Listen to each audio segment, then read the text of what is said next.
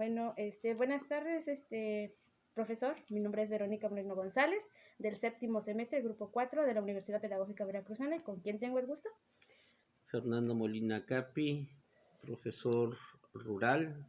egresado de la Escuela Nacional de Maestros con 34 años de servicio y funjo como director efectivo en el plantel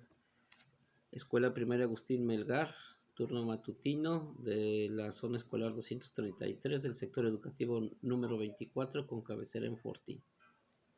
Bueno, profesor, las siguientes preguntas es acorde a la experiencia formativa, bases filosóficas, legales y organizativas del sistema educativo nacional. Y la primera pregunta es, ¿cómo usted entiende el concepto de la educación básica de conformidad con los principios de laica, gratuita, obligatoria, democrática e inclusiva? Bueno, laica en el sentido de que laos viene de pueblo y es respetar la cultura, tradición, los fundamentos y la historia que antecede a la actualidad, lo que el pueblo viene viviendo y experimentando. Laica también en el sentido de que no se favorece ningún tipo de creencia religiosa y se trata sobre todo de abordar el método científico y a través de la actualización de ese método eh,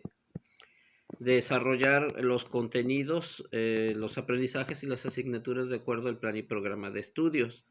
Laica en el sentido de que el pueblo mismo es el que asume la responsabilidad de la escuela, integrándose como parte de la población educativa, del, de la participación de padres, tutores, vecinos y autoridades, docentes y directivos a fin de que funcione el proceso educativo y se adquiera la mayor cantidad de conocimiento en favor de los niños. Gratuita en el sentido de que no se cobra por inscripción, no se cobra algunos materiales, no se cobra por uso de instalaciones. Se pretende que el gobierno asuma la mayor cantidad de gastos en la cuestión de la donación de materiales, de recursos, en la asignación del personal y buscando la manera de que todo proceso administrativo pues sea gratuito, no se cobre como tal, no se cobren comisiones, no se cobren mensualidades, no se cobre por la presencia del uso de algún maestro. Claro que eso no quita la obligatoriedad y el compromiso que adquieren los padres de familia y tutores en cuanto a la manutención y administración tanto del local como de los recursos del plantel, que en ciertas ocasiones deben de hacerse aportaciones, realizarse faenas, buscar donaciones o sobre todo realizar gestiones para adquirir el recurso o el material necesario que se requiera. En cuanto a obligatoria, por ley se trata de concientizar a todo tutor, a toda persona que tiene hijos, que tiene la obligación de facilitarle el proceso de aprendizaje en cualquiera de los niveles, preescolar, primaria, secundaria, que son los que competen al sistema educativo, a la educación básica, en cuanto a que busque la manera de facilitarle recursos, distancia, acceso al menor, a fin de que no quede fuera del proceso formativo, ya sea de preescolar, primaria o secundaria. En cuanto a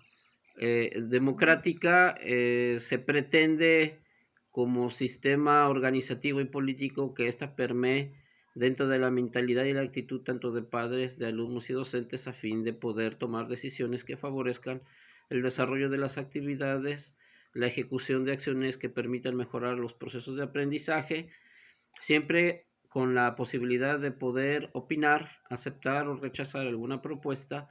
poder modificarla, hacer propuestas de enriquecimiento de la misma o en su defecto poder hacer una cancelación o modificación completa de acuerdo a los resultados que se estén arrojando.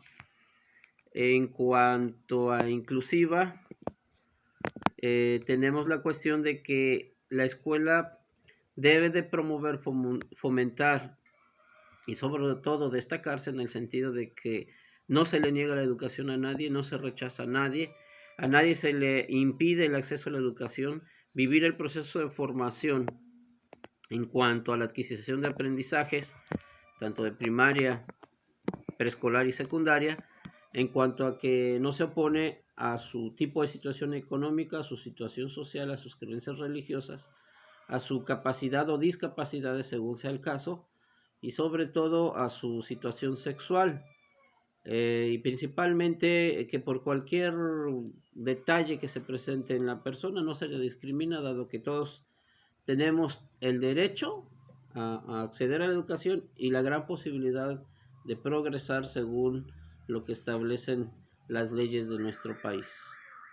Bueno, profesor, la siguiente pregunta es, ¿cómo se administra el sistema educativo nacional? Fundamento legal, alianza, etcétera. El sistema educativo nacional está fundamentado en el artículo 3 constitucional y la Ley General de Educación, donde se establece la norma legal en cuanto a cómo debe de funcionar el sistema educativo a favor de que todos los mexicanos tengamos acceso a la educación. Se establecen en él sus obligaciones y sus derechos de cualquier persona que acceda a la educación y que pueda fungir como tutor en favor de algún menor que busque aspirar a concluir un sistema formativo dentro de preescolar, primaria o secundaria. Igualmente existen las normas de la Secretaría de Educación Pública, y dependiendo de cada estado existen las normas internas de la Secretaría de Educación de cada estado. En este caso, nuestro estado de Veracruz está la normatividad establecida por la Secretaría de Educación del estado de Veracruz. Bueno, profesor, muchas gracias. La tercera pregunta es, ¿por qué es importante que conozcan los principales programas educativos nacionales? Es importante que los conozcamos porque existe la posibilidad y tienen el derecho los menores de poder dejar de estudiar en determinado lugar por X o Y razones que muchas veces no deseamos que ocurran, pero el menor tiene la necesidad junto con sus familiares, sus tutores, de trasladarse a otro lugar. Esto, si es dentro de un estado, vamos a decir dentro del estado de Veracruz, entonces existe la posibilidad de que hay una continuidad en el proceso de adquisición de conocimientos, no se trunca, no tiene que enfrentarse a la situación de que de donde viene aprendió una cosa y a donde va se va a enfrentar con que le van a enseñar otra. No, existe la gran posibilidad de que existe la continuidad y no pierde nada. Bueno, perderá quizás algún poco de tiempo porque a veces se interfiere un poco la cuestión administrativa, pero el niño no pierde demasiado en cuanto a continuidad en la adquisición del plan y programas y el trabajo con los contenidos que están planificados dentro de él. A nivel nacional puede trasladarse a otro estado, como sucede aquí en nuestra región, que algunos van a Sinaloa o a Sonora, Chihuahua, y por lo mismo de que hay un programa, un plan y programa de estudio a nivel nacional, igual no pierden demasiado en cuanto a poder ir llevando una continuidad en razón a los contenidos que se están trabajando. Igualmente se da el fenómeno migratorio hacia esos estados y cuando regresan y no pierden la continuidad, salvo los días que están de traslado de un punto a otro. Pero esa es la importancia de que existen los planes educativos a nivel nacional y es importante que todo docente los conozca en función de saber qué es lo que contienen, qué es lo que proponen que se trabaje y sobre todo cuál es el perfil de ingreso y los aprendizajes esperados en cuanto a cada nivel y en cuanto a cada grado de estudio. Muchas gracias, maestro. La última pregunta es, ¿cuáles son los beneficios del Plan Nacional para la evaluación de los aprendizajes que encuentran en su labor docente? El Plan Nacional para la Evaluación de los Aprendizajes lo que pretende es conocer los resultados que arroja a nivel nacional nuestro país y también a nivel de estados a fin de hacer las propuestas y correcciones para que se logre el mayor número de aprendizajes adquiridos por la mayor cantidad de niños a nivel nacional.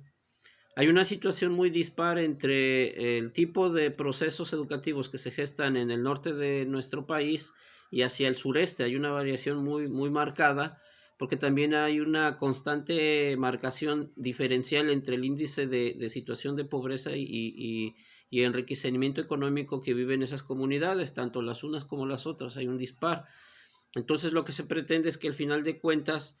a nivel educativo se busque la manera que los niños tengan las mejores condiciones y lo más igual posible a fin de que la media nacional en cuanto a la adquisición de aprendizajes y contenidos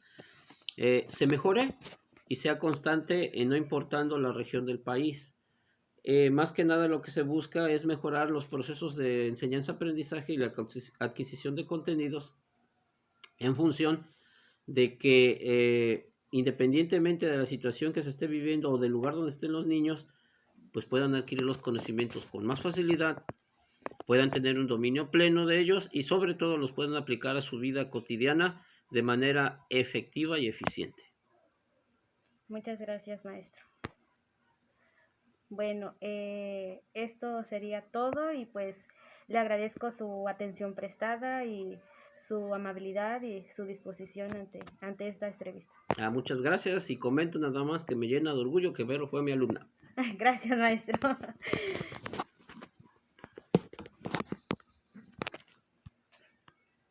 A ver qué te dice la